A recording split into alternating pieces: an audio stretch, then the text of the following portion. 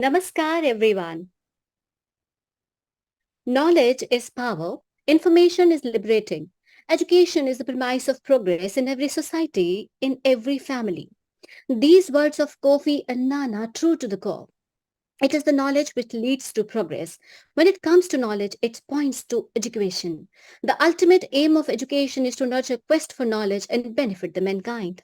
Once again, Namaskar and welcome to this enlightening webinar on enrichment of knowledge system through cultural inclusion and integrated approach of education system with traditional learning and modern techniques. Organized by Swami Vivekanand Saraswati Vidya Mandir, a reputed senior secondary school from India. I, Rama Bhartiya, would like to extend warm welcome to our esteemed guests and speakers from various countries and other participants. Together, we all will explore, discover, and uncover the interesting facts about our topic of today. This is going to be an enlightening journey wherein we all will sail through the ocean of knowledge and the corresponding world of education. As we pray in India, Astoma Sadgamaya Tamsoma Jyotirgamaya, which means, O Lord, lead me from darkness to light, from ignorance to knowledge. In India, we have a tradition that before any auspicious beginning, we seek divine blessings of Almighty. So today, before we begin this webinar, let's seek the blessings of Ma Saraswati, who is the infinite source of wisdom to all of us. I request all of you to please fold your hands for the prayer.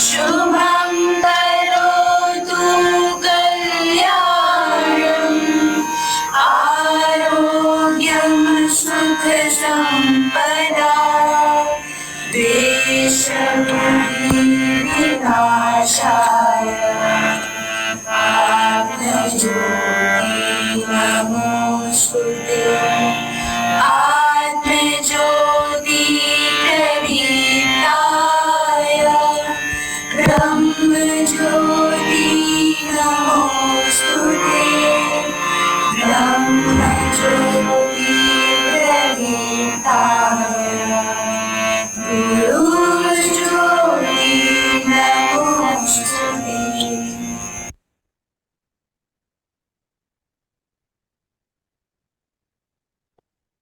After the soothing and blissful prayer, let's start with the session. In today's webinar, we have esteemed presence of international guest speakers who through their wisdom words are going to enlighten all of us.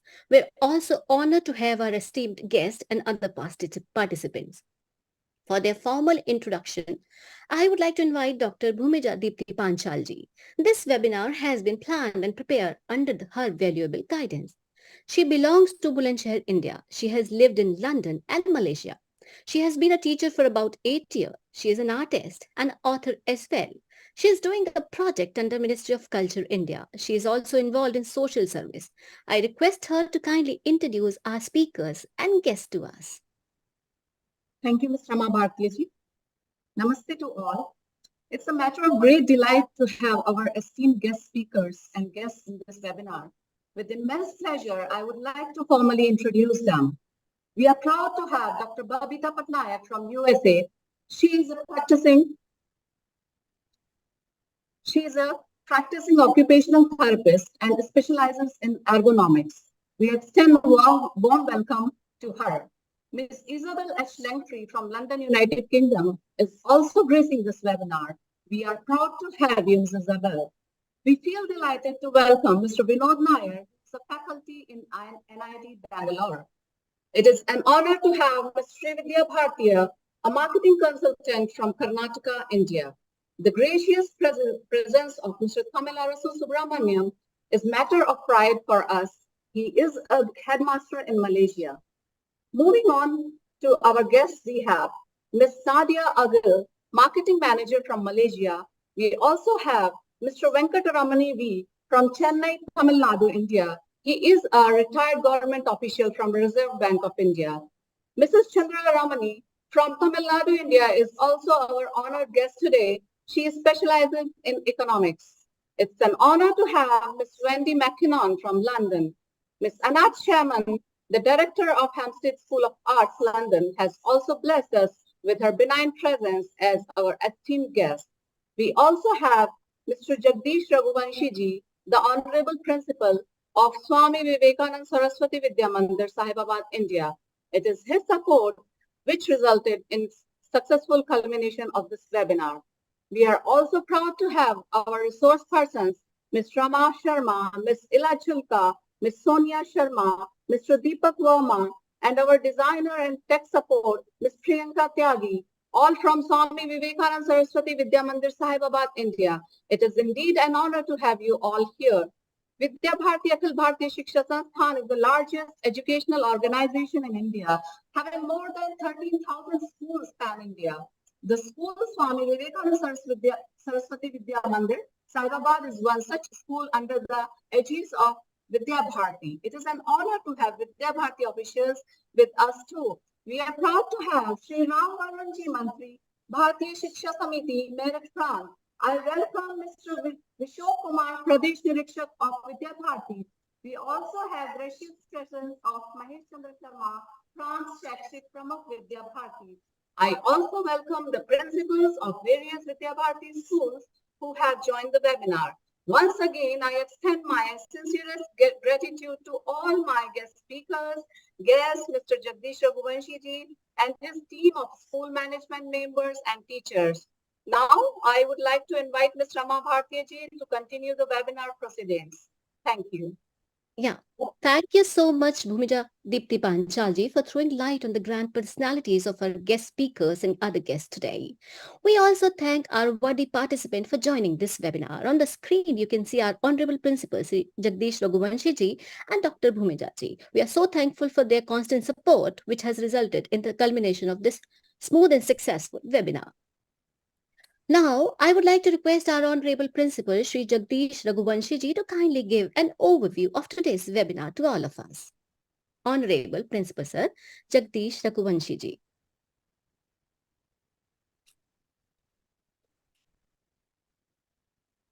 Namaskar, all of you. It is indeed a matter of great pride that our school is organizing this webinar on enrichment of knowledge system through the cultural inclusion and integrated approach of education with the tradition, learning and modern techniques. I am sure that this is going to be broaden and our horizons on knowledge system across the globe and their significance in mutual learning. I have seen the in-depth research done by the research person under the guidance of Dr. Bhumija Deepti Panchal. The presence of our guest speaker gives us great pleasure. Their wisdom words will be enlightened of all us. I convey my sincere wishes for the smooth and successful conduct of this webinar.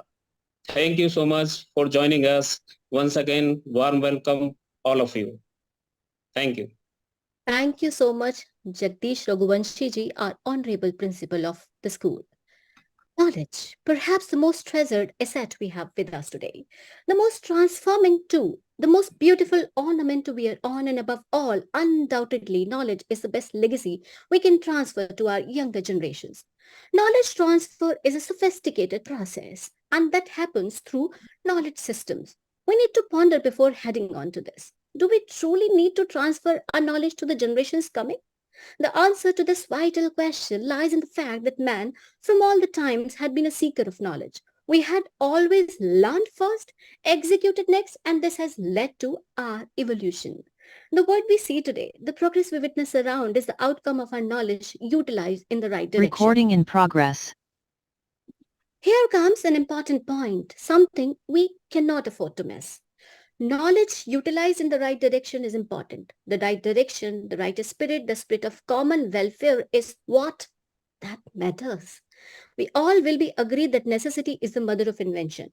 So since we have been satisfying all our needs through knowledge transformed into practice under valid knowledge systems, it becomes really significant to transfer knowledge and acquire knowledge through knowledge system. So what should be the goal of a knowledge system? It should be a mutual goal of giving and receiving knowledge and let this word function really, really well. Have you ever thought that this word functions through your knowledge, through my knowledge, and through our combined, integrated knowledge? And that is why we should be thankful to the knowledge system across the globe. Isn't it a matter of pride? So let's not stop seeking knowledge because we had always been sought knowledge. The knowledge of igniting fire, the knowledge of exchanging things of need through barter system, and then evolving currencies and so on and on. It would be really interesting to know that knowledge transfer journey through various knowledge system in the past. What is knowledge? There are basically three kinds of knowledge humans can share with one another.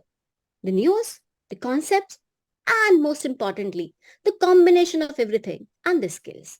Most of our early advances in communication technology focused on sharing news over a distance, and now we have come a long way since then.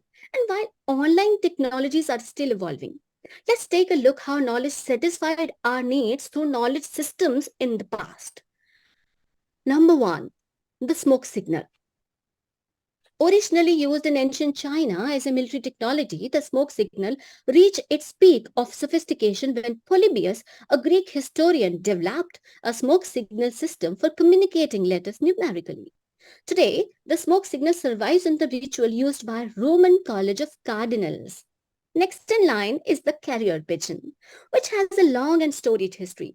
Dating back to times of ancient Rome, it was used in pigeon relay posts to convey news across the length and breadth of vast empires. The French and the Germans used them to mutual disadvantage in World War I, and they're still the best technology available for spotting shipwrecks from helicopters. Next, we have the example of telegraph. According to James Gleick, author of the Information and a recent Big Bang guest, the telegraph revolutionized global communication in myriad ways. For starters, it completely revolutionized our concept of time, enabling us to coordinate and synchronize our activities worldwide. One of the ways the telegraph changed us as humans was it gave us a new sense of what time it is.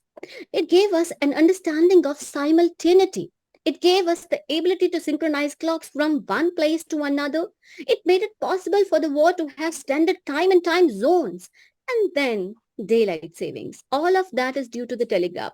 So we should be remain thankful ever to this telegraph process.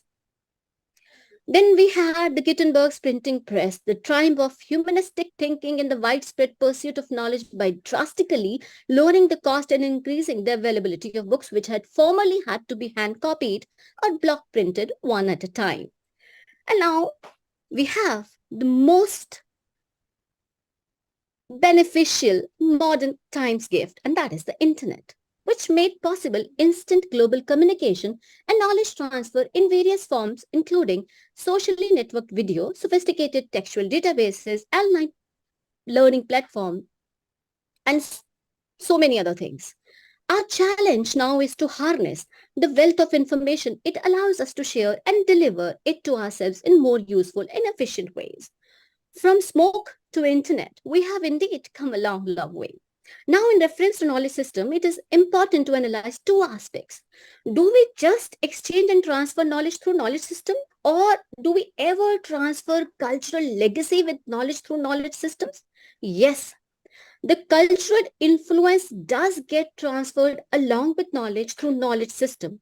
And when it does happen, knowledge becomes a way of living, a lifestyle. Here, at this point, it brings me to invite Mr. Deepak Bhartiji to please take this webinar ahead in special reference to great Indian knowledge system. Mr. Deepak Bhartiji, please. Thank you so much, Rama Bhartiya ji. Namaste to all.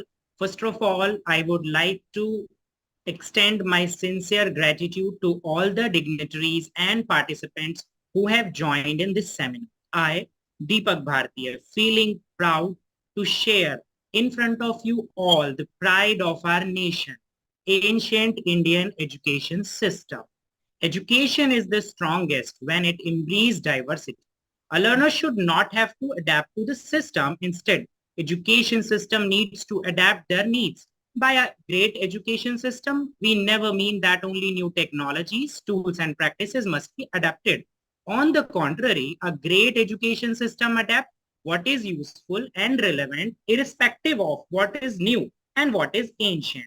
And when it came to ancient practices, our lovely Bharat has a rich and varied heritage of such practices. These practices, if included in the modern techniques, will be proved to be the most efficient. This system of education focused on the moral, physical, spiritual, and intellectual aspect of life. It also emphasized on values such as humanity, truthfulness, discipline, brotherhood, and respect for all the creations. From the time of Rig Veda, our ancient education system evolved all over the period and focused on the holistic development of the individual. It is proud for all of us that India is the country who gives zero. In fact, it was Indians who first quoted that earth was round. There is also mentioned in the ancient literature about the Viman, which today known as aircraft. In fact, the Indian system of medicine is also highly developed, and there is also surgery techniques. In ancient India, both formal and informal ways of education system existed. The Gurukul system of education is the primary education system in ancient India. During that period, the gurus, known as teachers, and the Sishya, known as students, lived together, helping each other in day-to-day life. The main objective was to have complete learning, leading a disciplined life and realizing one's own inner potential. Students also learn how to run a family and came insight on how to deal with the society. In order to keep the student closer to the nature, the classroom were also located in the forest area. Practical science is also given its importance during Gurukul system of education. However, when the education is not about to secure good marks, but it is about to learn the best. This system taught the students ethics as well as the practical values. And on my slide, you can see the 18 different subjects of Gurukul system of education. And some of these are language, especially Sanskrit, grammar, astronomy, mathematics, Ayurveda, Darshan Shastra, political science, Arthashastra, yoga, Dhanurvidya, and physical education. Education with combination of such different subjects highlights the holistic development of children at that time. The art of living was taught to the students, and in return for these great teachings, student gave their teacher the Guru Dakshina. It is a unique tradition because no such other countries has beautiful tradition like Guru Dakshina. It is the tradition to repay one's Guru after the complete education is over. It is the traditional custom of thanksgiving to their gurus. It is a sort of love and respect exchange between the gurus and the students. The ancient system of education was the education of Vedas, Upanishads, Dharam Sutras, Shilpa Shastra, Artha Shastra. Vedas are the very breathing air of God. Vedas teach from beginning to end about the general well-being of society. Lokas samasthas sukhino bhavantu. Hearing of Vedas also purify us. Now, the gift from ancient system, yoga, Maharishi Patanjali's yoga, which is derived from the Sanskrit word yuj, which means to yoke, join, or unite. Its principles are to integrate all aspects of the body with the mind and the soul to achieve the ultimate happiness with a balanced life. By December 2014, the United Nations passed a resolution to declare June 21 as the International Day of Yoga, with 177 nations co-sponsoring the resolution. In June 2016, while addressing a joint session of the United States Congress, our Honorable Prime Minister, Shri Narendra Modi ji, stated that India has not claimed intellectual property rights on yoga, highlighting the fact that traditional Indian knowledge system have always been open and accessible to all. PM Modi said that yoga is India's gift to the world for health and peace. Now, Ayurveda, the Indian system of medicine known as Ayurveda. It was the main system of healthcare in ancient period. Ayurveda, the indigenous system of medicine in India, which had its origin right from the day of creation, as it was remembered by the Lord Brahma, the creator of knowledge. Ayurveda encourages certain lifestyle interventions and natural therapies to regain a balance between the body, mind, spirit, and the environment. Within Indian context, accorded WHO accorded prime focus to Ayurveda in its activities related to TRM sponsorship and encouragement of studies sustaining parameters of standardization, safety, and efficiency of herbal medicine of Ayurveda are under chief consideration of WHO. Ayurveda is being accepted as traditional medicine. In November 2014, the government set up a separate Ministry of Ayush to ensure that the 7 traditional systems of healthcare, which include Ayurveda and yoga, are being leveraged adequately in our public healthcare system. As we all have seen how rich our ancient Indian education system was already. For taking the seminar ahead, I would like to invite Shrimati Rama Bhartiya ji to further proceed this webinar. Namaskar. Namaskar. Thank you, Mr. Deepak Bhartiya, for broadening our horizon. Indeed, the world has become a global village not just with evolved modes of transport, but certainly through cross-border transfer of knowledge and culture through knowledge systems. And this is how a glass of turmeric milk becomes turmeric latte in the Western world. Our yoga from India reaches far and improves health from all the mankind. And the impact of yoga from India is just not physical, but mental and emotional also. Acupuncture from China crosses borders and heals people around the globe. When it comes to self-defense, there is no denying that karate from Japan is being learned by not only in girls in India, but in abroad also for self-defense. Ayurveda from India makes its ways to various countries and gives respite to many people from general ailments. It is also worth mentioning that COVID vaccine from United Kingdom, United States of America and India came to rescue of people. This is the power of a knowledge system. This is how a knowledge system works from one country to another country. One country saves and nurtures other. This is the beauty and empowerment of the knowledge systems today. And this unites us. Despite having boundaries, the knowledge systems unite us and empower all of us. In this way, if utilized properly, the knowledge systems hold the capacity to solve any conflict. And be assured, any conflict can be solved with the appropriate usage of knowledge system directed in the right way. A knowledge system transfers knowledge and culture both. A large number of population around the globe becomes vegan inspired by Indian.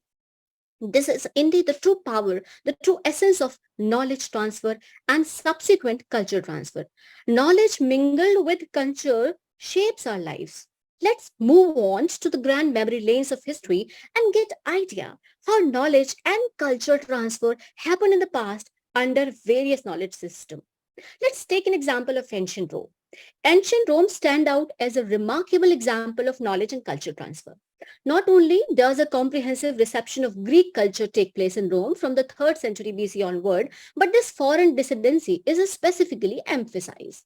This expresses a view of transfer and integration processes as productive engines of growth that is deeply rooted in Roman culture. This can be traced particularly well in the case of literature, which is introduced into Rome in the first place as a transfer of the Greek literary system. An example of this is a genre of comedy as it integrates two fundamentally different theatrical traditions, a literary Greek and pre-literary Italian one.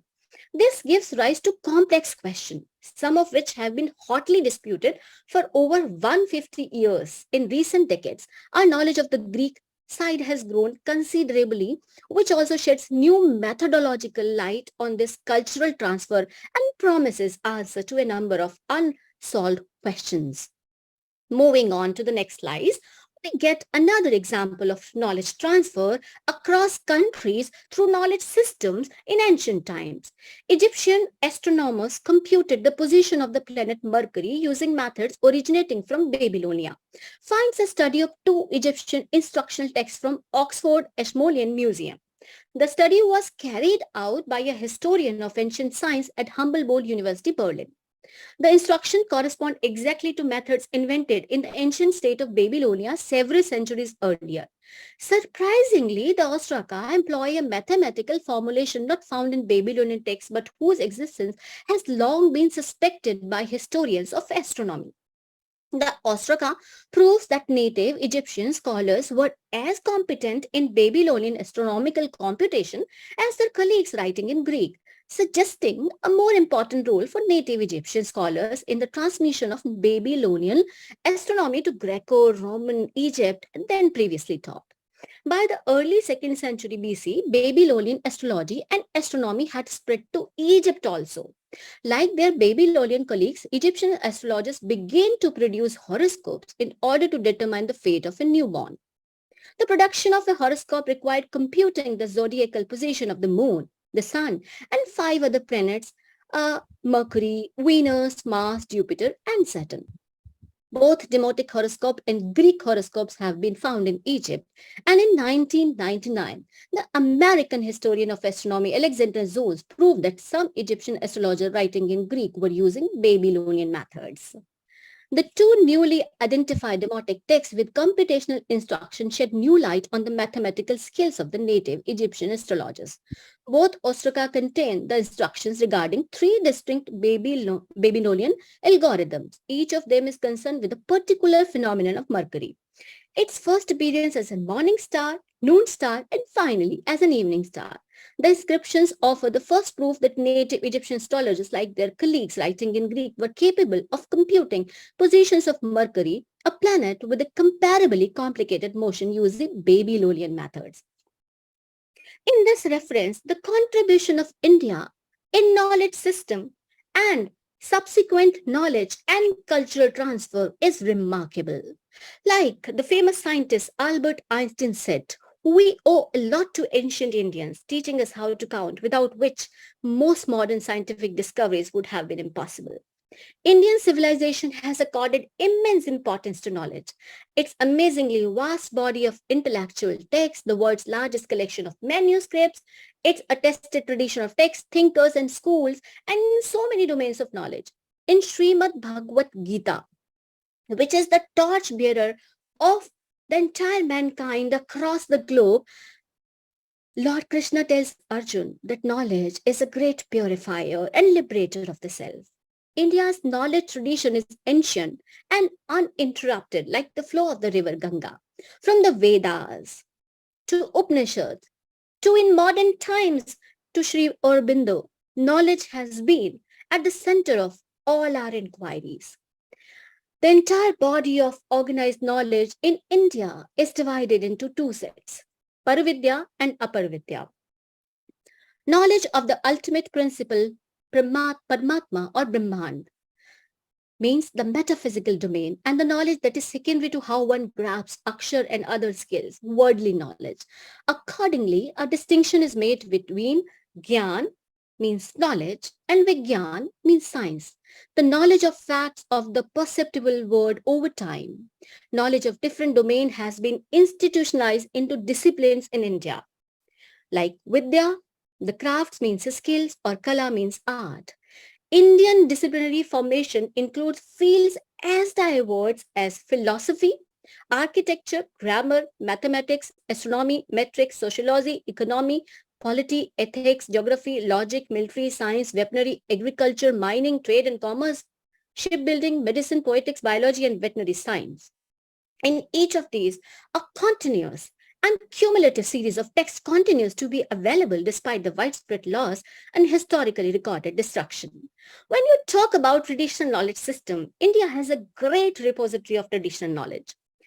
What is traditional knowledge? Let's move on to the next slide, please. As the United Nations defines traditional knowledge or local knowledge is a record of human achievement in comprehending the complexities of life and survival in often unfriendly environments. Traditional knowledge, which may be technical, social, organizational, or cultural, was obtained as part of the great human experiment of survival and development. Tradition in India means 18 major vidyas or theoretical discipline, and 64 kalas means skills.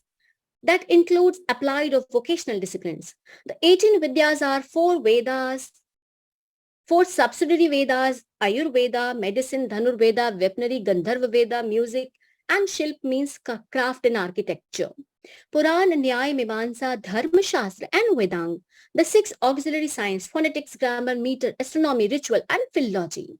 These form the basis of 18 sciences in ancient India. As far as the applied sciences are concerned, there are competing enumeration of 64 applied sciences in India's traditional knowledge system store. The Indian knowledge system has benefited the world in the learning of politics also. The ancient Indian master of politics, Kautilya, Bhishma, or Vidur, always followed the path of real politics over political ideologies. However, there were definite principles and theories upon which the foundation of the classical Indian polity was based. Bhishma's teaching throughout the Shanti Parv means the festival of peace, and the Anushashan Parv means the festival of discipline. Of Mahabharat stand out as a commentary on this unique paradigm of assimilating and practicing power, polity, politics, and administration. While the term traditional often implies primitive or outdated, many of the traditional sciences and technologies of India were quite advanced then, even by the present day standards, and better adapted to unique local conditions and needs than their modern alternatives. Modern science perhaps dates to Newton's time, but traditional knowledge system of India dates more than 2 million years ago, when man had just started making his tools and interacting with nature. Since the dawn of history, different people have contributed to different branches of science and technology, often in a manner involving interactive contexts across cultural separated by large distances. This interactive influence is becoming clearer as the vast extent of global trade and cultural migration across vast distances is being recognized by researchers. In reference to science and technology, it is important to note here that the Indian civilization also had a strong tradition of science and technology. Ancient India was a land of scholars and scientists. Yes, research has shown that from making the best steel in the world to teaching the word to count, India actively contributed to the field of science and technologies centuries before modern laboratories were established. Apart from science and technology, Indian knowledge system had always much to offer in economic segment also. Let's take a look of Kautilya's Arthashastra and its relevance in modern times. The Arthashastra is a vast compendium comprising 15 books which are divided into 150 chapters, 180 sections and 6,000 shlokas. The Sanskrit meaning of earth is wealth, but Kautilya's meaning encompasses a much wider canvas. The wealth of a nation has 2 major pillars, its territory and its subjects. The treatise is essentially a treatise on the art of governance and covers all aspects required for a society to function internally and as a nation state and its relation externally. Thus, at the macro level, the topics covered span from statecraft, war to diplomacy. At the other end of the spectrum, micromanagement of the state is also covered in detail. That is, revenue sources, taxation, commodity prices, their taxes, standardization of weights and measures, the organization of the army, description of the forts and defenses. It is interesting to note that the great learning in defense from India repository. When we talk about the modern times need, we need to have a great defense system. And each and every country is spending much budget on their defense mechanism. Let's come to the learning in the segment of defense from India. The Army War College MHOW brought out a paper in 2016 titled Interpreting Ancient India's Strategic Military Culture. which took examples from different texts to correlate aspects of statecraft and warfare in ancient and present times in India.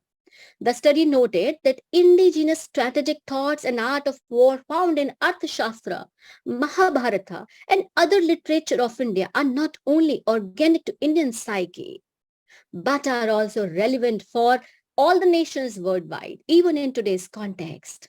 The paper also listed other scriptures for study, like Dhanurveda, which talks about military strategy, tactics, organization, and training of defense personnel, military areas, division of fighting equipment, weapons, etc. And at this point, it is worth mentioning that more recently, the Chief of Army Staff General M.M. Nirvani on 27 January 2022, while delivering the keynote address at the annual seminar on national security at the College of Defense Management, emphasized using the vast repository of ancient knowledge available in India, which could enhance current strategic thinking worldwide. Now, moving on to the next segment, I would like to invite Mrs. Ila Bhartiya ji to please take this webinar ahead. Mrs. Ila Bhartiya ji, please. Thank you, Rama Bhartiya ji. Namaste to all. I am Ila Bhartiya, as recently explained by Rama Bhartiya ji about ancient education system.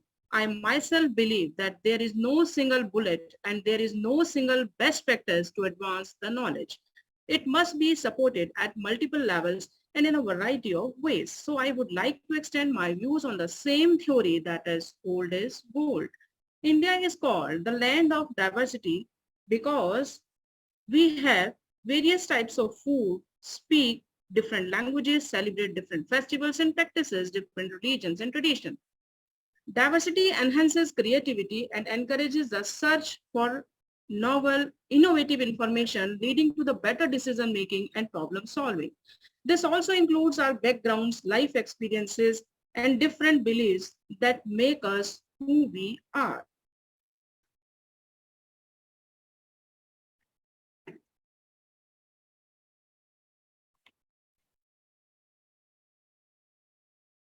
Traditional customs. Gurur Brahma, Gurur Vishnu, Gurur Devo Maheshwara, Guru Sakshat Par Brahma, Tasmai Shri Gurve Namah.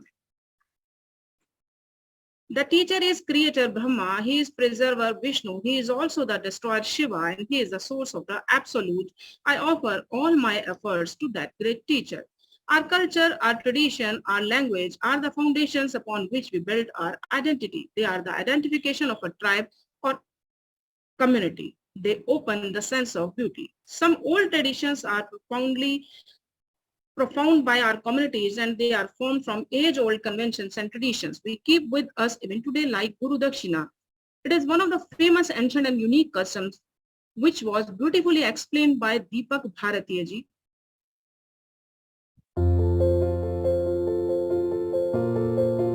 We are practicing the same belief at present in our classroom and school teachings, like cultural program, culinary activities, Teachers' Day celebration, Heritage Club event, Mata Putri Goshti, Mother-Daughter Joint Program, Bharat Mata Vandan Program, a program in respect of our motherland, educational, etc.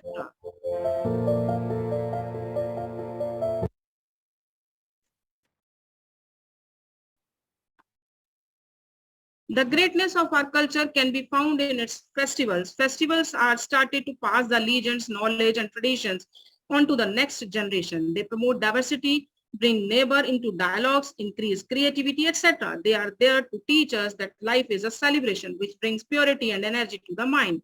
Festivals make us learn about ourselves, about joy and happiness, about the universe, and also they help us to grow at societal, family, and personal levels. So we can say that each festival celebrated is a landmark for our spiritual growth and our common humanity. The great G8 country agenda is global environment protection, and in ancient time it was well explained by Hindu philosophy. For example, Veds and Upanishad had given great importance to tree, plants and wildlife and also their values for human beings. We learn many practices from our ancestors to protect the environment, like worshipping of holy tree like people, tulsi, vat vraksh. This is one of the way to prevent them from cutting. These trees have medicinal values and are good oxygen supplier as well. Many philosophers also supported the environment protection make us aware about sustainable development so that our next generation will take benefits of this beautiful nature. Our ancestors always believed in utilizing waste or waste management by making eco-friendly things. In ancient India, wildlife protection held a place of special respect in Hindu philosophy. There are basic categories of forests were described by Hindu tradition in ancient time. One is Shrivan, Tapovan, and Mahavan. So each of these categories of forests must be conserved, must be preserved. So forests and groves were considered sacred. Many tribes community also work for the environment protection, like Maasai values the forest for medicinal values, as well as they never tested an aspirin even on a 80 years old person. Our ancestors used many traditional methods to conserve rainwater and enable and empower different communities for the management of H2O as a communal resource, as there is emergent need to learn these methods from past to overcome scarcity of water globally. So it is a high time to seek lessons from the spiritual heritage of one's country as they offer a unique set of moral values and customs that serve as a guide in nurturing the relationship between man and nature, thereby leading to a better and sustainable or acceptable future. Ramayana, Mahabharata, Panchtantra, Jatak tales are an ancient Indian collection of stories which teach valuable life lessons about every aspect of life. These stories are the best side to enrich or inculcate moral values to our next generation. It is clear that the need of the hour is a revival of respect for ancient cultural values. This revival need not turn into fundamentalism, but could definitely be based on the relevant concept, for example, peaceful but continuous conservation. There are several arguments or conflicts among world religions, but a mix of key ideas from each of them pertaining to conservation about definitely lead to a new global environment ethic.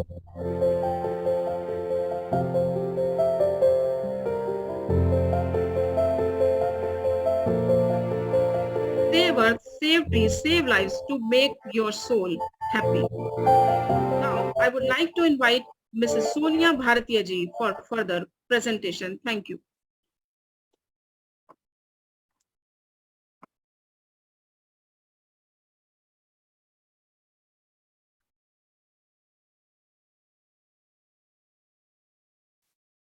Thank you, Ila Bhartiya ji.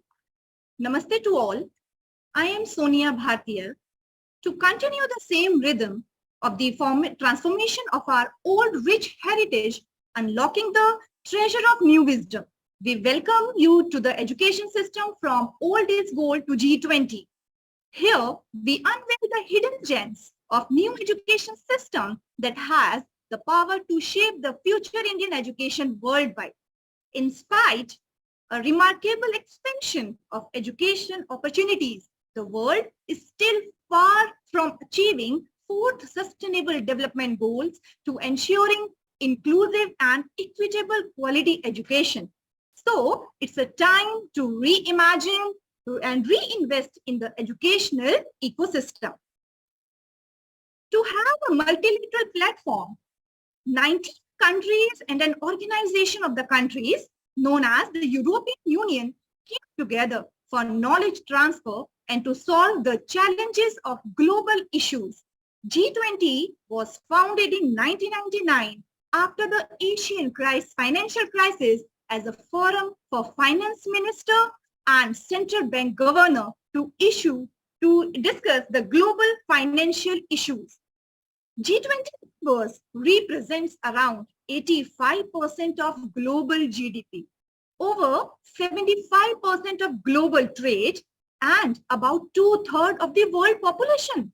That's why G20 is an important platform through which member countries can share their development and growth globally. Only because of this reason, education was first introduced in G20 as an independent working group under Argentina's presidency in 2018 to make education equitable, reachable, inclusive for all the member countries. It's a proud moment for India because this year India has presidency of G20 and India will hold the G20 presidency from 1st December 2022 till 30th November 2023.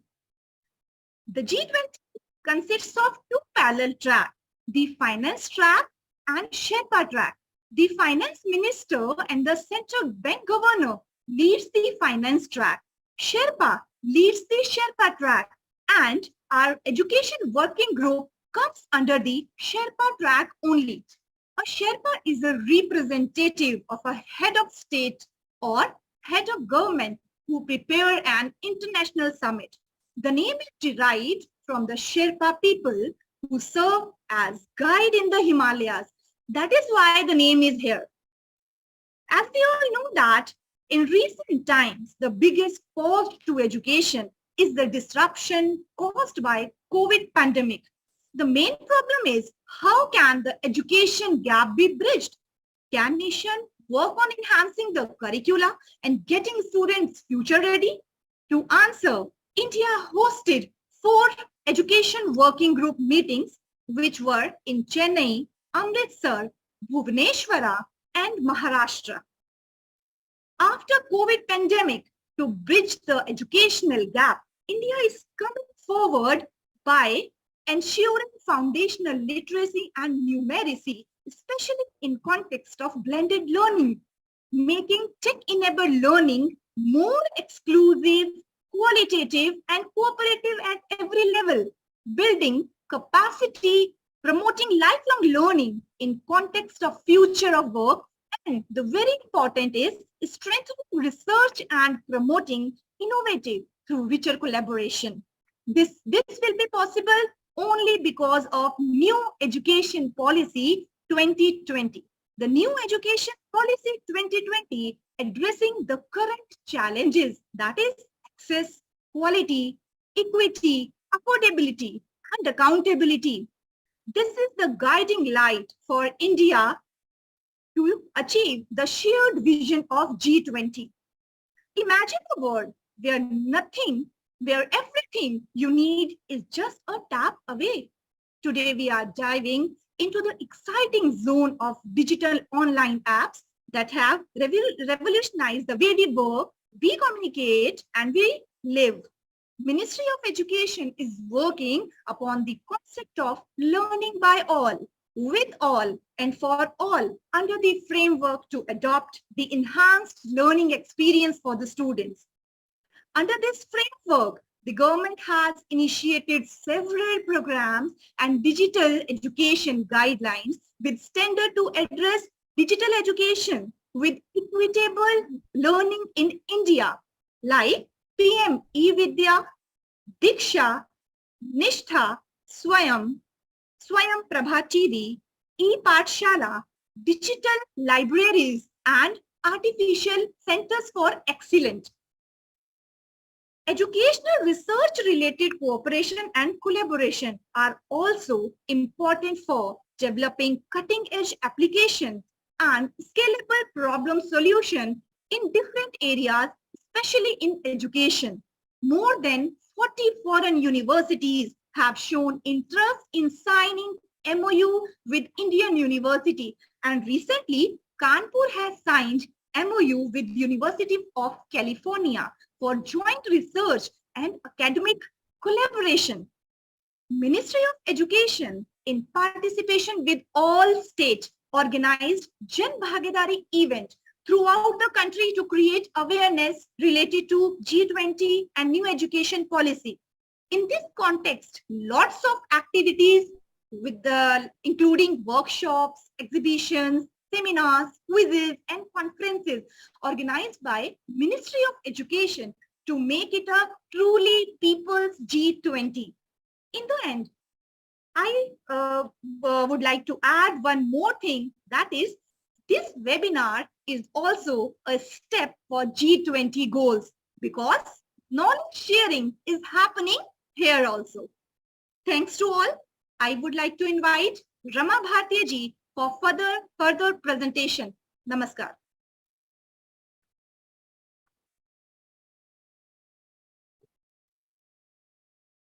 From rich traditional heritage to modern learning techniques, India is making significant contribution in the field of education.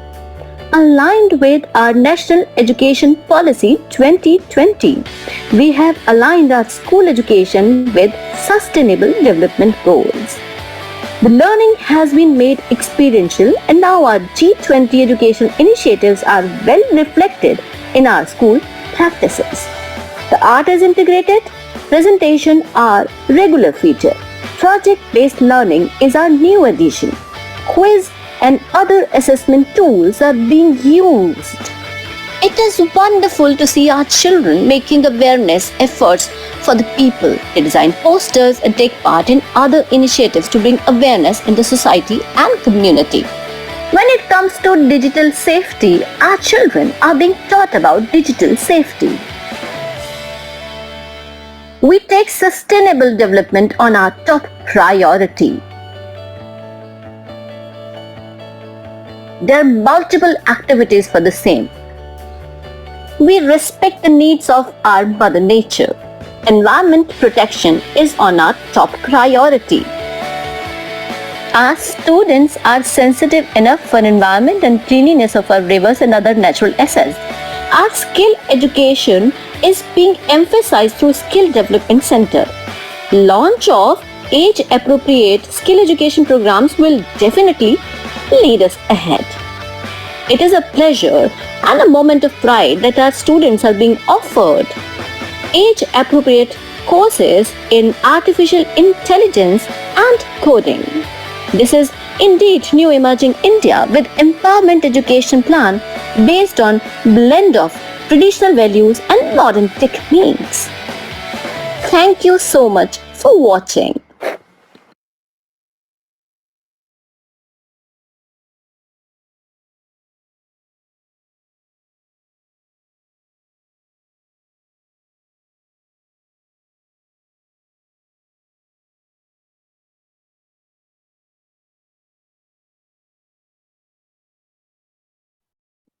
So this is as per our topic, enrichment of knowledge system through cultural inclusion and integrated approach of education with traditional methods and new learning technologies.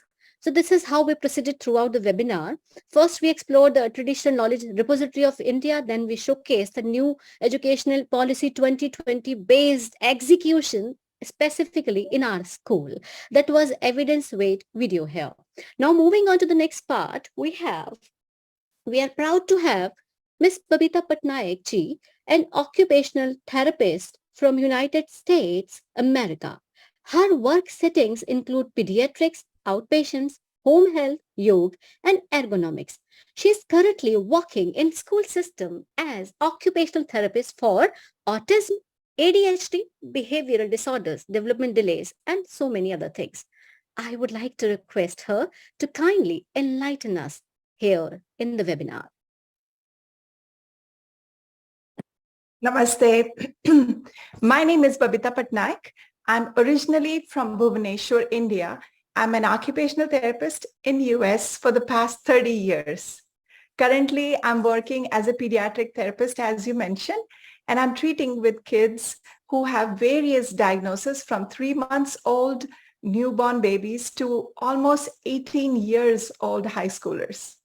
I want to thank Dr. Bhumija Panchal for giving me this opportunity to share my ideas of incorporating Indic concept of Panchabhutas into occupational therapy practice. For all my children who have diagnosis of ADHD, developmental delays, and other sensory processing disorders here in the US classrooms. Next slide, please. Zones of regulation, please. Thank you. As Ms. Sonia ji mentioned, the G20 meeting is focusing on the concept of online learning. Post-COVID, we have seen a lot of issues with emotional regulations in our kids, even here in US.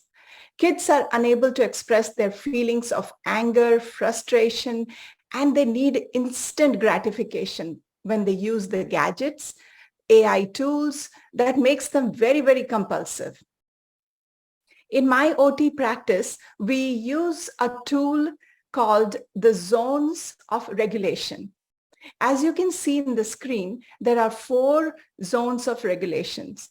The students and the teachers are trained to identify what zones the students are in, how to move from one zone to the other, how to use this tool in the classroom, and how to get them out of the blue, yellow, and red zones to the green zone through various methods.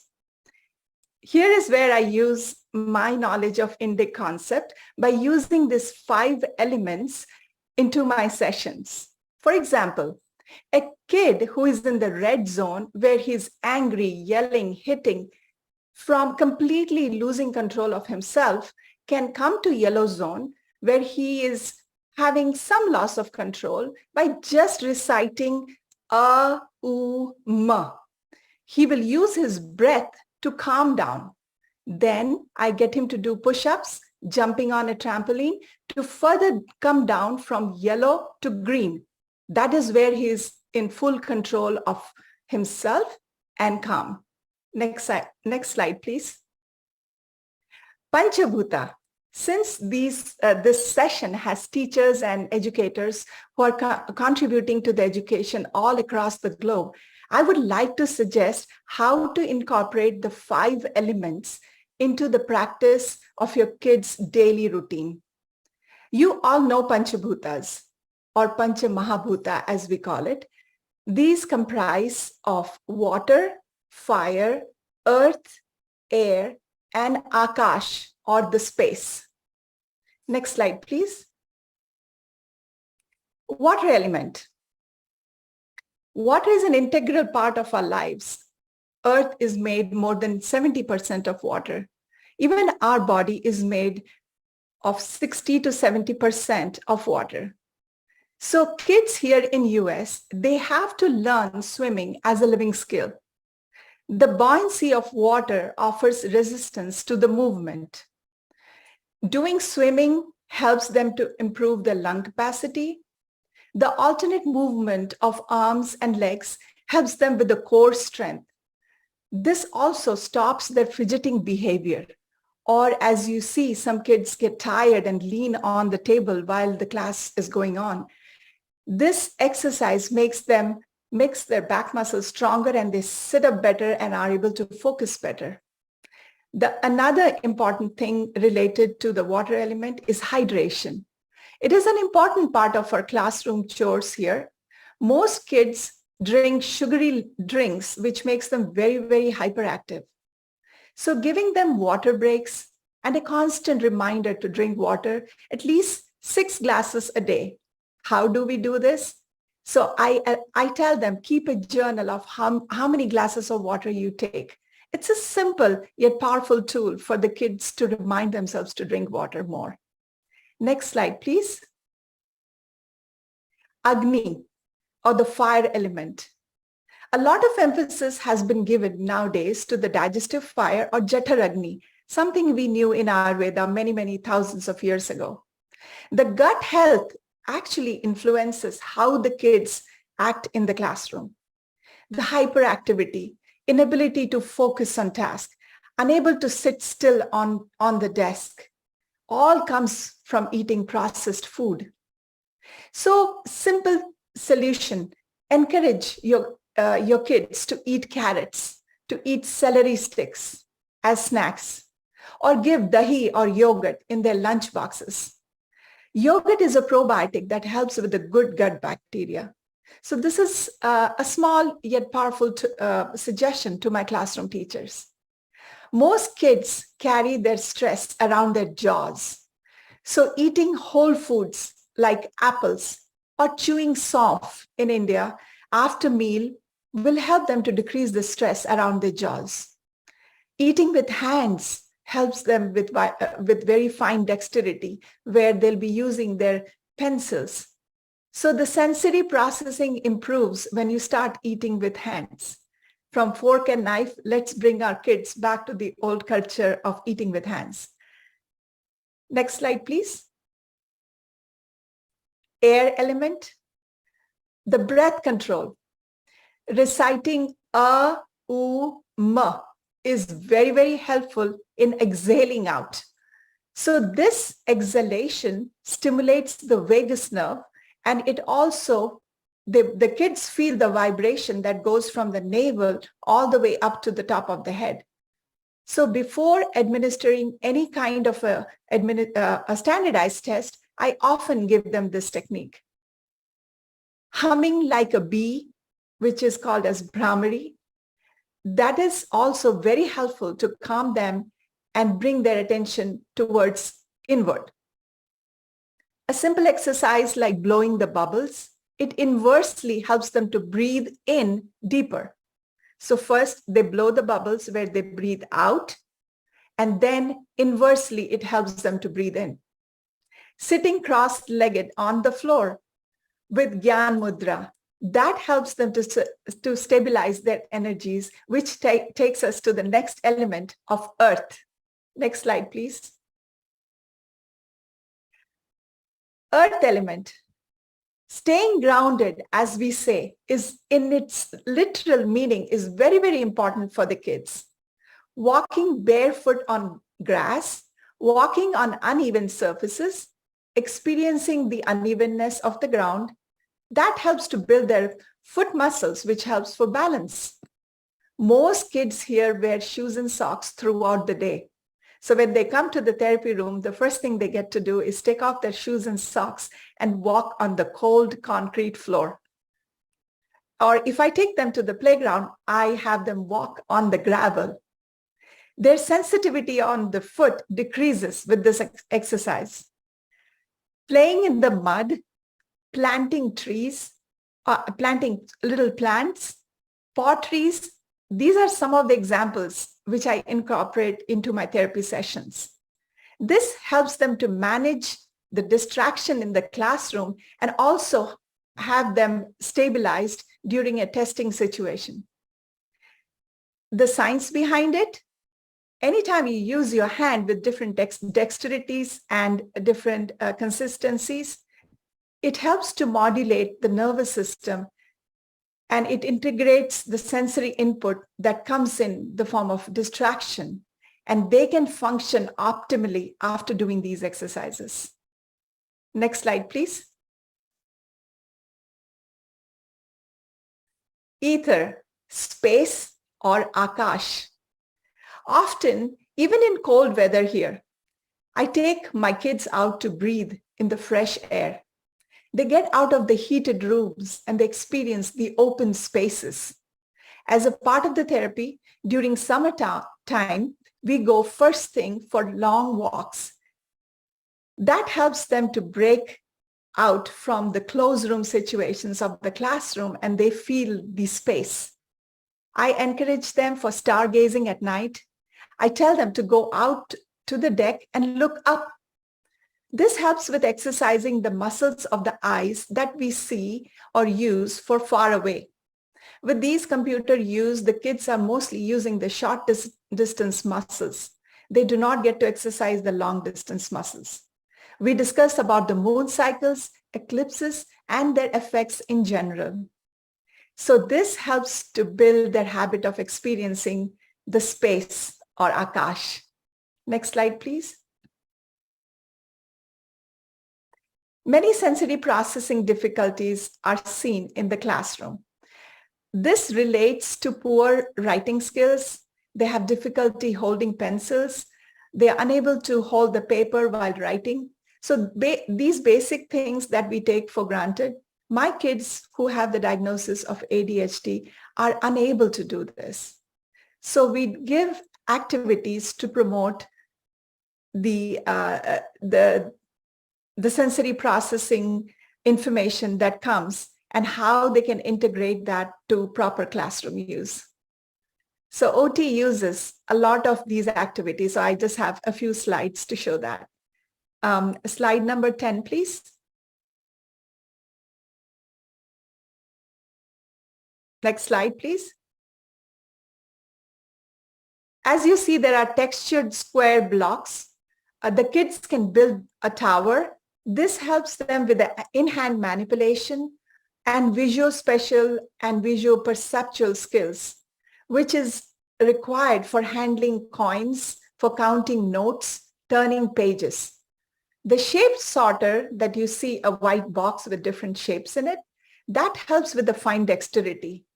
The use of the textured balls that you see on the right side helps with integrating the sensory awareness in both hands, and it reduces the hypersensitivity of hands who have autism. The next slide, please. Sorting and matching shapes, matching colors. This task helps with bilateral hand functions, improves manual dexterity, and while the child is sitting cross-legged on the floor, the earth element comes in place. Clothespins that you see on the right side with the alphabets, it helps with the tip-to-tip prehension, which in turn helps with holding the pencil correctly. This is a very short glimpse of how, as an OT, I use different activities by incorporating these 5 important elements into my classroom situation, and I get success in all these kids with problems. I'd like to end this presentation with a quote from Swami Vivekananda. We have to grow inside out. None can teach you. None can make you spiritual. There is no other teacher but your soul. As educators, we can guide our kids to seek inward and incorporate these methods of Panchabhuta for the spiritual and physical growth. If you have any questions, please email me at patnaikbabita@gmail.com. Namaskaram, and thank you for this opportunity to speak.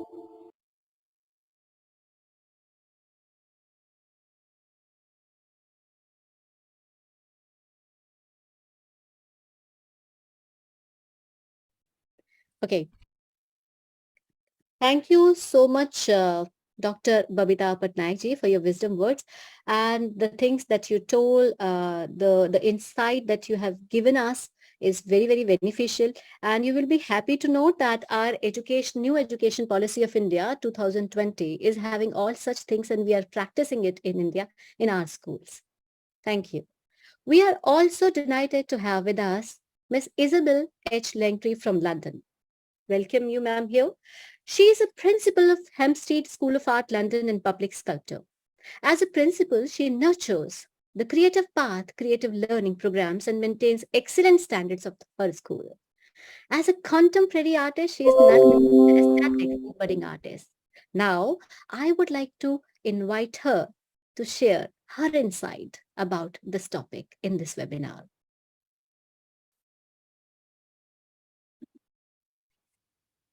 Hello, and welcome to a very unusually warm London.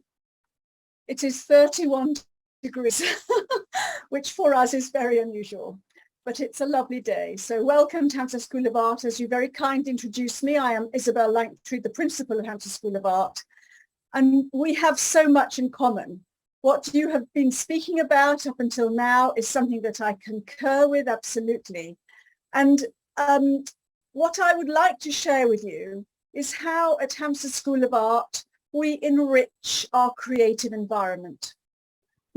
Hampstead School of Art was founded in 1946. Our first and lifelong patron was the sculptor Henry Moore. Henry Moore continues to inspire us, particularly the sculpture school, and other patrons I've invited lead the creative path. Could we have the first slide, please?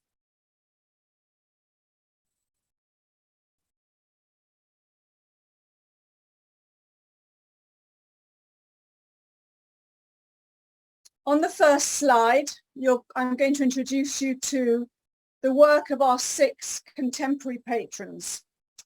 When I invited our new patrons to join the school, when I first became the principal, I selected practicing artists who would bring very, very different approaches, methodologies and philosophies to our different art schools.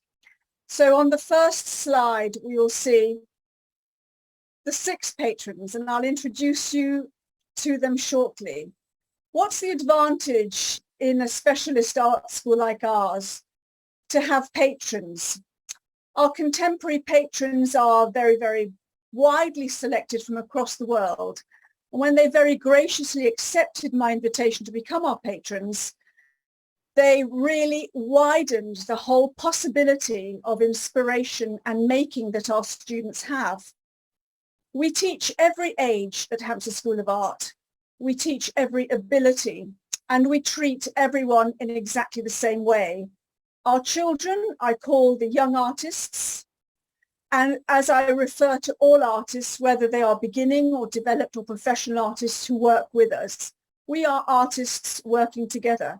Many of our artists come from extremely different interdisciplinary backgrounds. And it's this interdisciplinary influence that I find fascinating as the principal of the school and an artist myself. On the top left-hand side, you'll see Frank Bowling. Frank Bowling is originally from Ghana, British Guyana in those days. And his work is very much inspired by his environment, by color, by nature itself, which is a common thread among all our patrons. And in this particular painting here, which I think is on show in America at the moment, as he is extremely prolific and his work is all around the world simultaneously, Frank is using the world itself to inspire the shapes in his composition and nature, of course, which provides us with color. In the middle top-hand box, we have Francisco Gazitua's work. Francisco is a Chilean sculptor, and here the very materials he's using are the beautiful stone from the Andes Mountains. This sculpture is called the Andes Wheel, and I cited it here in a wonderful project I delivered a couple of months ago, which is a new sculpture garden here in North London. Francisco's is one of the sculptures that I selected. It's a very large scale piece, as you can see here.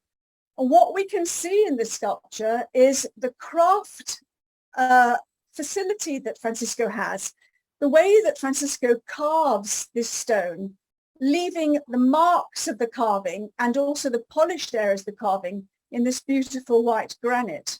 He also uses steel, and much of the steel is forged. So in introducing our students to Francisco's work, particularly to our sculpture school, we are showing craft, concept, and the effects of nature on the way that we think as human beings. On the right-hand side is Angela Leible's painting. Angela is also a painter from Chile. Her very, very large scale work, and they are huge pieces, are inspiring in their scale. And the fact that Angela is studying the nature around her, she is inspired by the animals that we live with, and human beings, we were born to live with animals in our environment. So it's wonderful when they become the inspiration of work. Bottom left-hand side is Lady Rachel Bowling, and Lady Rachel uses only natural materials in her weavings. And here you can see her studio and the way that she weaves. Rachel utilizes sheep's wool, and they are always selected from rare breeds. So that supports the whole idea of keeping rare breeds going. And they are naturally colored. So the sheep themselves have grown the wool, and that's what Lady Rachel uses. In the middle bottom is Alan Gowk. Alan Gowk is a Scottish painter. He's also a large-scale painter, and just like Frank Bowling, they both have very large works in the Tate Gallery in London. Alan's use of colour is extraordinary. The way that he applies the paint is revolutionary, as is Frank Bowling's. The application of colour is something that we want students to learn from. And so that methodology, the application of work, the way that we make things is very much driven by our patrons who come to the school, who talk to our artists, who run workshops and are very, very generous with their time and their practice. Our sixth patron is Dolorosa Sinaga, an Indonesian sculptor who is very much inspired by her culture, the situation of people in their culture, and makes extremely moving work about how we interact with each other, which is also a part of the human nature and our human condition. So it is wonderful when you introduce young people to methodologies, artists, and show them the leaders, in that field. So in our sculpture school, our painting school, our drawing school, our printmaking school, all our patrons feed into those different disciplinary areas in an extremely positive and enlightening way. I very much like the American philosopher educator, Mary Cowell, who underpins how nature feeds our creative process in an elemental way. And we're going to have a look at that now in the next few slides. Next slide, please. Francisco Gazetua, and here you can see the Andes Mountains, which are a view from his studio space, utilizes the granite from the Andes Mountain. It is a beautiful material, and the way that he works it is very often inspired by nature. We saw his famous sculpture, the Andes Wheel, before, and this is a feather. This is inspired by a feather from a condor, which is the most extraordinary animal that is a Chilean bird. Next slide, please. Thank you. This is a performance that I made in Chile in December last year, where a group of us, scientists and artists, came together to look at the environment and respond to the environment and its elements. So here we are, the whole group of us were responding in different ways. This was my response to the wind, to take a sheet of very fine silk and to let it go in the wind and see how the wind treated that. What I discovered in looking back at the photographs, because of course this is only documented photographically, this work no longer exists, I was really surprised that the landscape of the mountains, the horizon line, was very much reflected in the work I made. So there's this wonderful symbiotic process going on with what nature produces. And of course, nature itself has formed the mountains, the wind and the movement of earth. And then this continuing relationship with the human interaction with the mountains created in what was for me quite a remarkable finding. Next slide, please.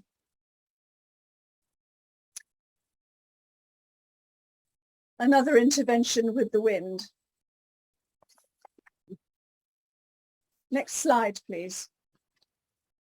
And here I am standing on a boulder in the river, in the Andes, testing to see how water and fabric, this beautiful silk that we were using, what that felt like, what effect that had, what shapes I could create with this. And I found myself referring to other sculptors' work, which I think as artists, we constantly do. So there are many sculptors who work in similar ways in different materials. And it is wonderful to see that and to feel how perhaps they invented that process themselves. Next slide, please. When I returned from Chile and I digested my findings and I referred to my photographs and documented evidence of what we discovered and how we collaborated together as artists and scientists, I made a piece that responds to those findings. What I wanted to do was create a breath of fresh air. Now, we've spoken about the importance in previous talks about the way that humans breathe, and your culture that has given the world yoga, which is very important to me personally, the way that I breathe, the way that I work with sculpture, the way that I am forming materials is very much linked to the breath. So the air that I experienced, that passing of air in the Andes Mountains, and the way that I breathed inspired this piece of work, as did the shapes that I made. This piece of work is made from recycled Fabriano paper. It is very, very light. In fact, a gust of wind could probably carry it away. And it is a piece that I like very, very much, because it's reflecting again the shape of the Andes with the lightness of the wind and the shapes that the wind created. Next slide, please. The second piece is very similar. It sits in a different way. And what I found with this artwork is that the children who saw it, the artists that I introduced to it, were really amazed by what paper can do, how inspiration develops our ideas, how our experiences develop our idea, and how interdisciplinary collaboration is critical to the way that we are developing.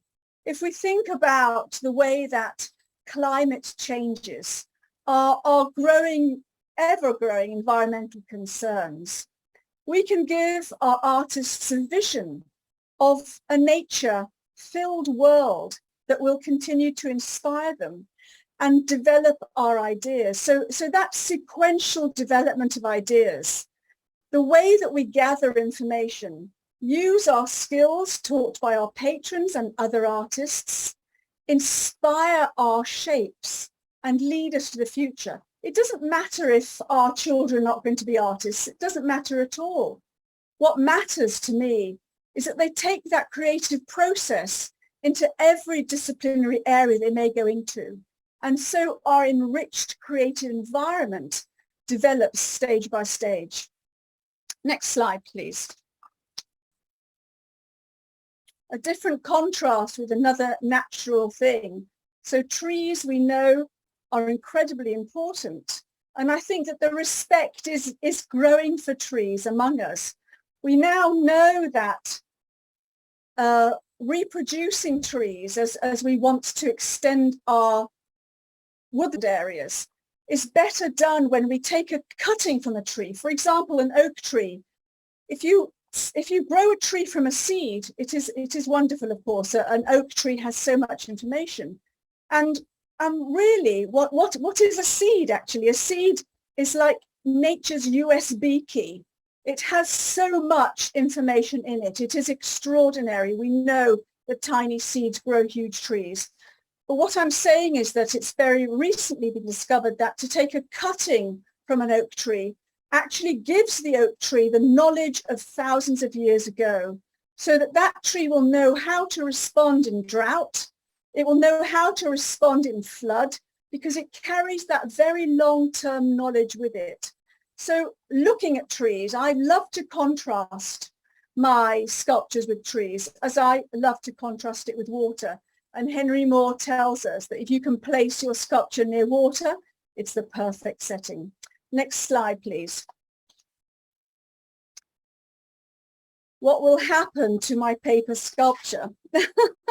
My paper sculpture is its own work, but it's currently being cast into a bronze, which will make it a much more permanent piece. I like bronze as a sculptor because it's a very, very enduring environment. It's a very, very enduring material to put in any environment. And that means that with very enduring materials, you can take art into a gallery without walls. That's something that I very much want to achieve as an artist. Many people won't go into galleries in their lifetime, but they may walk past the sculpture in the street or in the park. Next slide, please. This piece was working in connection with a Swedish sculptor who works for the Swedish Resilience Center, Henrik Osterblom, and together we lifted a very heavy piece of silk into the air, and we were absolutely delighted that the water that went into the environment created this rainbow. So it is a beautiful photograph and shows us the integration, what nature actually does, you know, when you give it a chance. Next slide, please. Angela Leibler's paintings are perhaps 10 meters long sometimes. They are huge. They encapsulate the animals themselves. What interests me particularly about this painting is that Angela is studying the internal structure of the animal. So that structure, that knowledge, feeds into her composition. And that's something that I very much encourage among our students. Again, we're sequentially developing the knowledge, the study, leading to pieces of artwork. Next slide, please. Okay. Next slide, please. So this is part of the series of work that I made utilizing paper. And you can see how different elements create different effects. Next slide, please.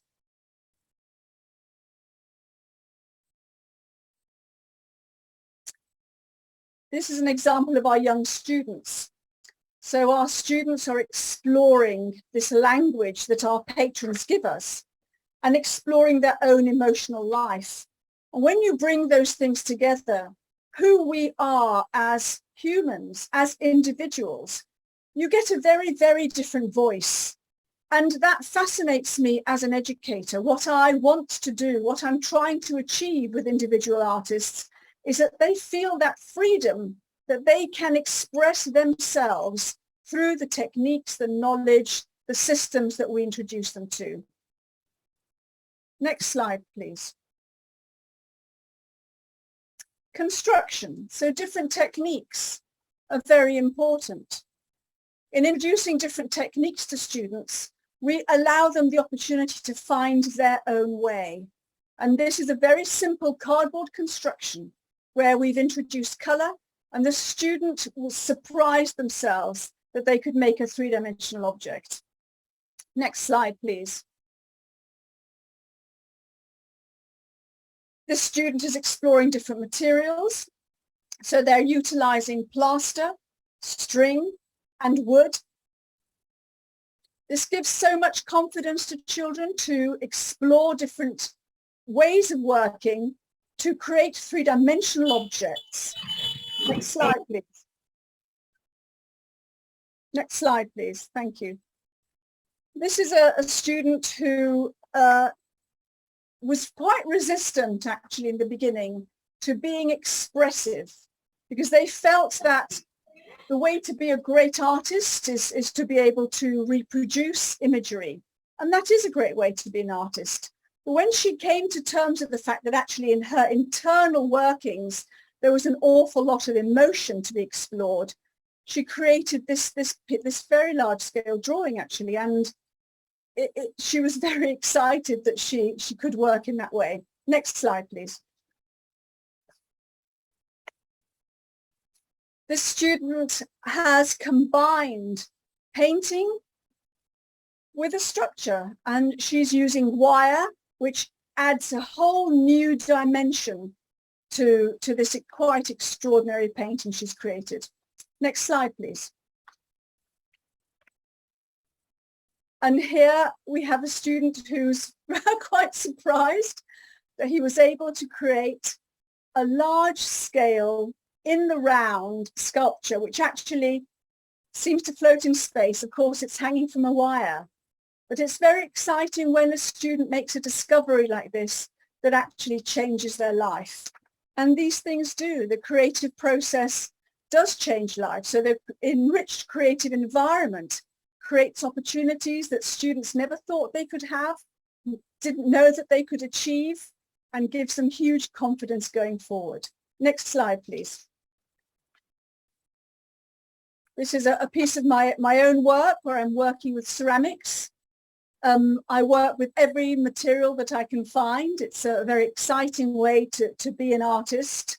And the shapes that I make respond to my findings, respond to my investigation. So a lot of what you see will have come from Chile, will have come from different experiences I've had making sculptures around the world. Next slide, please. Mm-hmm. This is the final slide. So my own work becomes inspired by our patrons. And Alan Gauck and I will show our work together in due course. The red that I painted, the ceramic piece, is very much inspired by an Alan Gauck paintings. And so the symbiotic effect of the way that people inspire us, be they scientists, other artists, therapists, mathematicians, all of those things should come into the enriched creative environment. Thank you, everybody. It's a pleasure to have met you. Namaste. Namaste, Isabel Langtriji. In fact, we would like to extend our sincere thanks for sharing this insightful information about art and artists. It is matter of immense delight to us to have with us Mr. Vinod Nayaji, faculty of NIT Bangalore. He holds more than 20 years of experience in the field of gaming. I would like to request him to spare a few minutes to share his views today with all of us.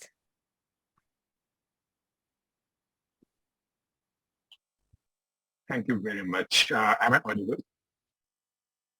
Yes, you're audible. Yes, you are audible, sir. Thank you so very much. Thanks for the platform.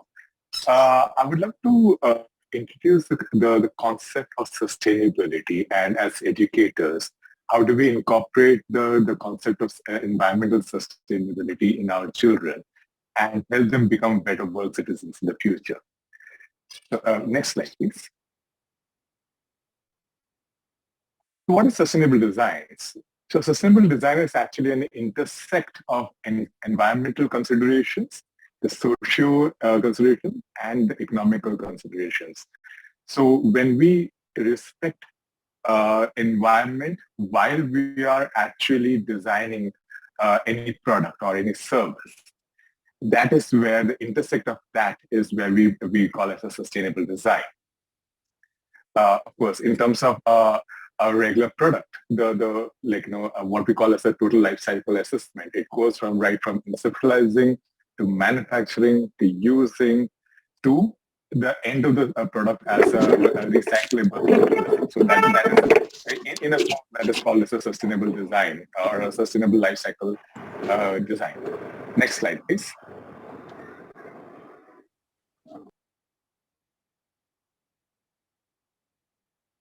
So what exactly is sustainable in terms of how we encourage our children to think on those lines?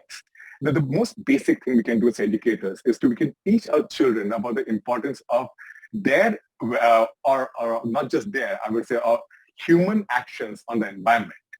We should help them by giving them the age-appropriate resources, whether it is books or videos or have interactive activities done which can explain the climate change or and the need of conservation of the resources, the limited resources we have on this planet, and help them understand the benefits of sustainable practices. As an example, we can instantly talk about how the climate change has affected this very year, where we have not seen monsoon in many parts of the country at all, or to a very, very small degree. And those can be very practical examples that we can bring in front of children, broadening their horizons and bringing them, or rather making them more aware of what is the impact of human activities on the environment. In terms of becoming a role model, we can actually help them understand what can they do in their daily life which can help the environment in more than one way, whether it is in terms of recycling, simple things like paper and whatnot, post-usage, to helping understand them the importance of conserving energy. It can be as simple as turning off a light when it's not necessary, or not wasting water while they're in the washroom, or reducing the waste by trying to incorporate waste back into a useful commodity at a later point in time. It can be in terms of hands-on activity, where we can actually involve them into, making, say models, or say, systems, or, we can actually help them by, giving them things like, making solutions based on reusable or one-time use resources around. So we can actually help them by making this hands-on activities as one more concept of how to think towards sustainability. Next slide, please.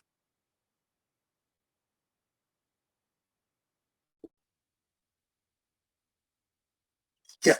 So another way that we can actually help them broaden the horizon is through field trips. We can take them out in the nature. We can show them how things actually work in the environment, how the environment becomes a closed ecosystem. We can take them to man-made places like, where, say, solar fields where we actually have energy being made, or we can take them to windmill farms where we show how energy is being made and how energy comes back to our home. And why is it important for us to actually understand the concepts of environment right over here? And, beyond that, we can actually take them to nature to help them understand the delicate balance of the nature with each other. They say how different organisms and the plant ecosystem survive with each other. We can also pose them design challenges. For instance, we can help them, with a design challenge of creating something more from a single or one-time use plastic.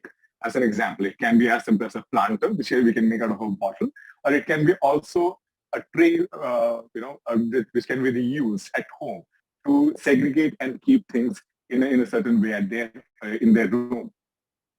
We can also help them understand the nuances of system thinking, how the entire environment or the whole system comes together around us, not just humans and the rest of the environment, which comprises the rest of the animal kingdom and the plant kingdom coming together to make the entire system in front of us.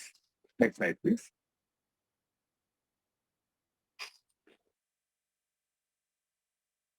Yeah. We should collaborate and discuss sustainable projects with the children. We should share ideas. We should talk about perspectives when it comes to conservation. We should build on each other's concepts. We should help them encourage creative thinking or design thinking when it comes to trying to solve problems. It can be as simple as how do we solve, say as an example, how do you solve, reusing a pen to the most degree, through the means of getting refills done, or how do you actually incorporate something a little more nature sustainable design when it comes to using charcoals in a part of their daily activity. As an example, we should showcase and we should celebrate the designs that they come up with. We should extend the designs made by other innovators and other designers and have a positive impact in their child, in their childhood, where they can learn from others as well. We should recognize and creativity and innovation, and we should discuss them very clearly with the children. And last but not the least, we should encourage children to reflect on the designs and consider ways to improve environment around them, which will have a direct environmental impact in terms of the usability and potential scalability of the designs that they can come up with. Last slide, please. So as educators, I think it is our responsibility that we actually inculcate the concept of sustainability and reusability into our children so that we actually have a better future for them in the first place. Namaste. Namaste. Am I audible? Yes, you're audible now. Namaste to all the learned educationists and the academicians. Today, I might sound a little low because of the cold. Sorry for that. I'm Srividya Ji, working as a marketing consultant in one of the new startup pharmaceutical companies, that is Icons Healthcare Private Limited. I also work as a freelancer for digital marketing and the creative developments. Today, I have been given this opportunity. I express my thanks to Dr. Bhumija and the whole her team for this. And this, I wanted to start with a question mark. This question mark, when you look at, when you start, the question mark, a simple thing, who, what, where, when, why, how. These are some of the questions that comes to our mind. And this becomes the basis of learning. In our school, right from our school time, like we all know that what we learn during the school becomes the basis for our future or our career. And this 6 questions definitely makes a whole lot of difference to all of us. Like what we learn during the school time, the question and answer. This becomes the basis of our future also. Next slide, please. These questions actually are the symbol of curiosity that arises in our mind. And the curiosity is not just that happens during our learning time. It goes back, like, right from the time the child is in the womb. The curiosity is there. As soon as any strong sound is heard, the child makes the movement. And when he comes into the world, the child looks at everything, the seeing. Next slide. The seeing, the hearing, the seeing, the touch, the smell, the taste, all this are able to answer the curiosity of the growing child. And by the time the child learns the language, the child is able to formulate his questions and try to learn many things. And we as a parents become the first point to teach the child many of the aspects. And when the child comes into the education system, then the proper question and answer begins and he is able to learn many things. Next slide, please. So why I was emphasizing on this, all the 6 questions is that in our schooling time, the Prashnottar Pravidhi or the question and answer method is considered to be one of the best way of teaching, because right from the day the session starts, or we start interacting with the students, we start interacting with many people, but having a question and answer. And this has become a basis of learning. So, and this Prashnottar Vidhi or the question answer method is considered to be in the Western world. Next slide, please. Being propagated by the great Socrates in the long time. He has developed, many people consider that he has developed the question answer teaching strategy, and which is also known as the method of Anchors. Now, if you look at it, in the Indian system, next slide, this question and answer method has been present as a part of teaching. Next slide. As a part of teaching from the medievals, thousand years back, like the complete Gita Upadesh has been with the question and answer method. If you see the conversation between the Sri Krishna and Arjuna in the battlefield of Mahabharata, has been completely in the question and answer method only. Even in later part, if you look at it. Next slide. The great scholar, Sri Adi Shankaracharya ji. Ms. Vidya? Yes, sir. Yeah, now. So if you look at it, like, in later part, even Sri Adi Shankaracharya ji, like, used to use one of this method, Prashnottar Vidhi, for teaching his disciples the Vedas, Upanishads, and Advaita Vedanta with this method. There are many other methods also which he had followed, that is Tarka Vidhi, then Manas Vidhi, and all that. But most of the thing which in today's world it is used as a question and answer. Next. Now, if you look at it like this Prashnottar Pravidhi or question and answer, how it is relevant in my working. Being a marketing consultant, like if you look, my work revolves around the product marketing. That is related to the product sales and marketing and the customers or the consumers. Next. Now, if you look at it, these questions, who, what, where, when, why, and how, they all are related to, like, product. If we like, what is the growth of the company, how it is to be achieved, what is the product, how it will be relevant to the customer, how it will help the customer, why the customer should buy the product, how it will beat the competition. These are the questions which help us in making it like the growth, and how I will improve my team's performance. How will I make my sales team sell the product in the market? All these questions help us in developing and formulating the success mantra for us. Next. Next. So if you look at it, like, there is one of the tool that is considered as SWOT, that is strength, weakness, opportunity, and threat. These four, this tool helps us in formulating many of the big strategies and working out the ways to make the product successful in the market.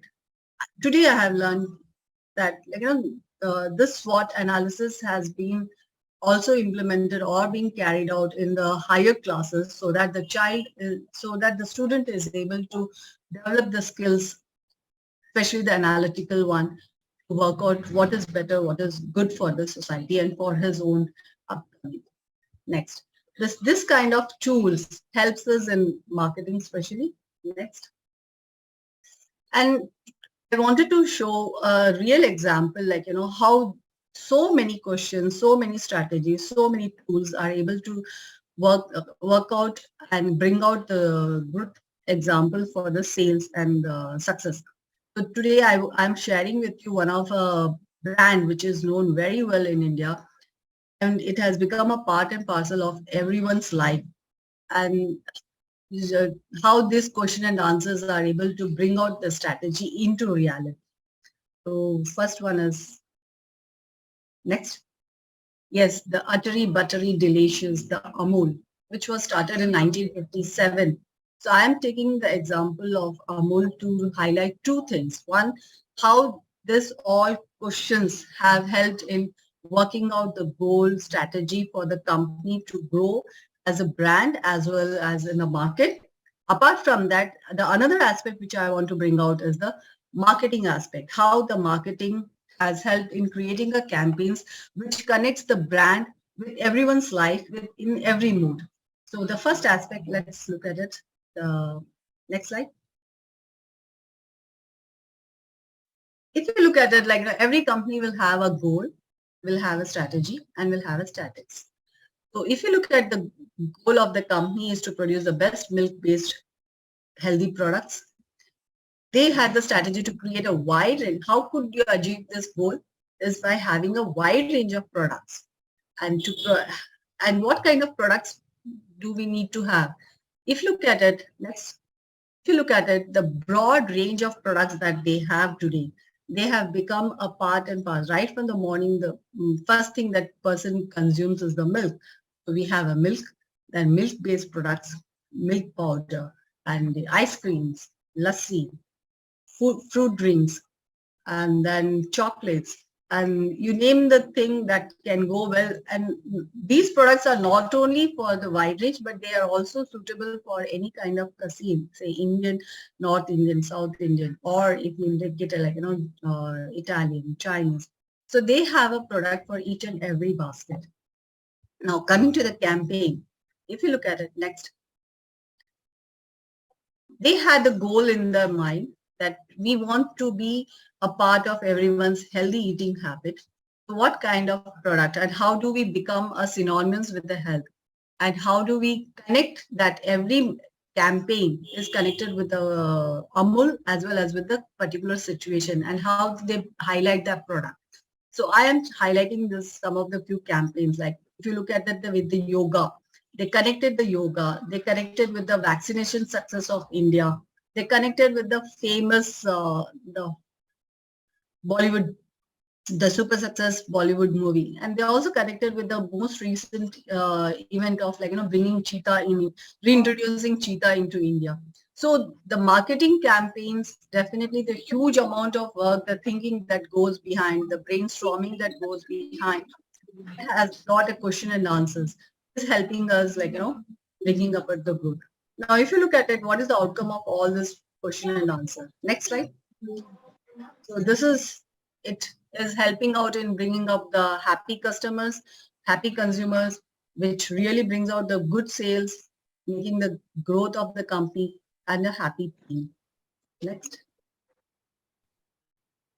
The benefits of question and answer is not just stimulating the critical thinking, or drawing out of box thinking, or clearing the underlying presumptions, but it also helps in assessment of individual's knowledge, understanding and comprehension on the particular subject.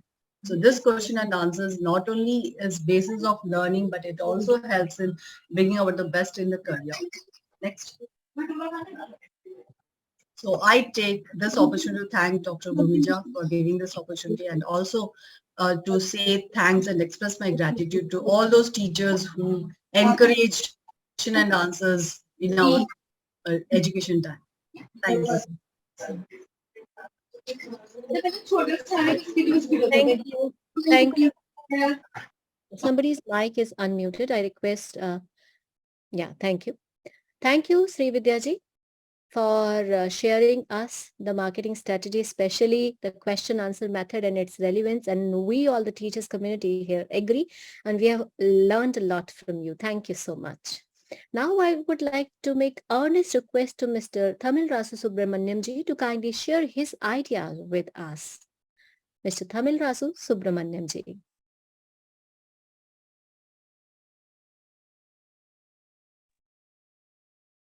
Vanakkam and namaste. Can you hear? Yes, you are audible, sir. Oh, thank you very much.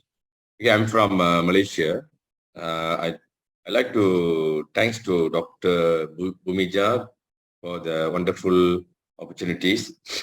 I'm sharing regarding to culture harmony in Malaysia. Can I have the slide? Okay.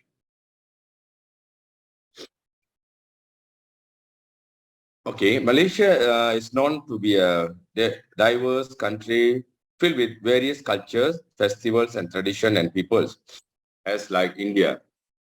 Today, I'm going to be talking about the 3 types of New Year that are celebrated in our schools that promote culture harmony and lead to culture inclusion and respect within the children.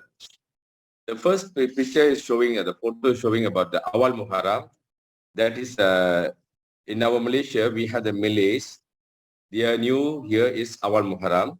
And the Islamic New Year celebrated by the Muslim population of Malaysia is known as Awal Muharram, which they are the majority of the community in Malaysia. So as we know that all the other races must know about this, their culture, and we have to share each other. Next slide. And secondly is the widespread of the Chinese New Year celebrated the Chinese population of Malaysia that accumulate the traditional Chinese culture within our school and invite students to understand the origin of Chinese culture and its culture imprint in Malaysia.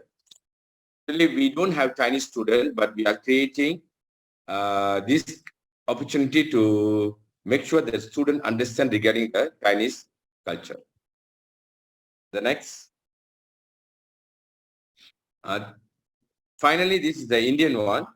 The Indian New Year that is celebrated by our Indian population in Malaysia with its traditional and importance passed down by the origin of Indian with its diverse ritual, including dance, food, and clothing, welcome in our schools because it's a Tamil schools. So we are celebrating the Pongal.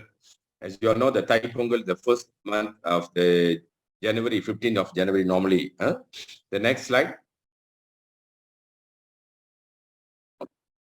The importance of culture, diversity, and welcoming a plethora of traditional and education children about the different way of leading lives in various beliefs, invokes open-mindedness as well as respect for their nationalities and people from variety of backgrounds. Our school aims for an inclusive society with welcoming, respectful children that appreciate, celebrate, and enjoy different cultures. This is the first half of the year, and we will do more cultural program for our school students so that they will involve and emerge what is happening in Malaysia. Thank you very much for this wonderful opportunities.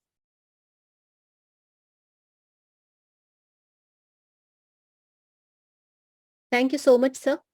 It was wonderful.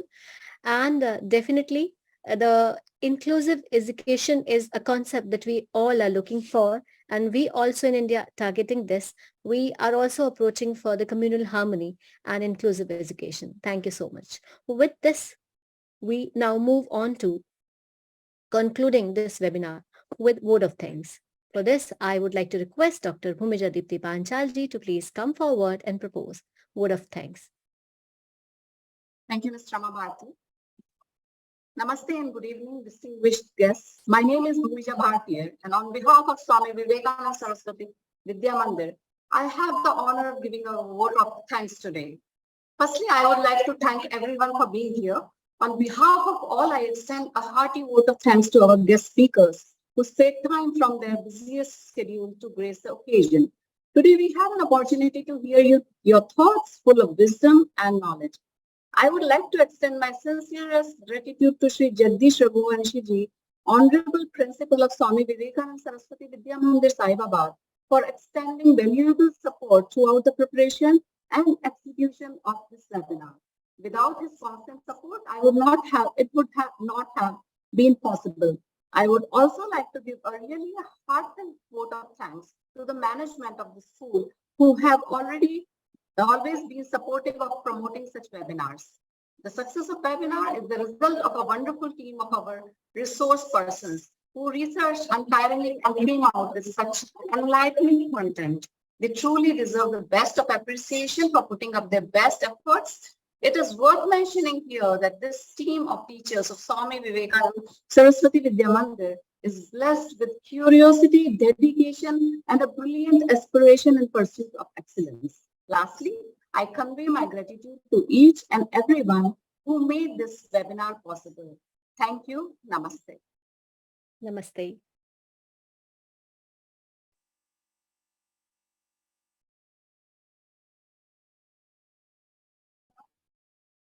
Ma'am, can we end the session?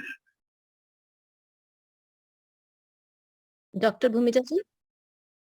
Yeah, here I would also like to mention about our principal, sir, because he is a very great leader, I think. He is doing so much for every school wherever he goes, and he is also promoting these kind of activities, which is not very normal for every principal. So we need more leaders like him, and I am very glad to work with him and with his team. Thank you very much again. Once again, I requested to all of you, can you please on your video for a screenshot? Sure. Yes, we request all to please switch on the video mode so that a picture for the record can be taken.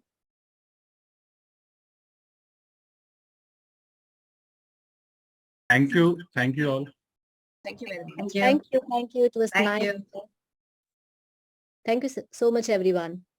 Thank you Thank very you. much, everyone. Thank you. Thank you, Rose. Thank you so much. Thank you so much, everyone. Namaskar.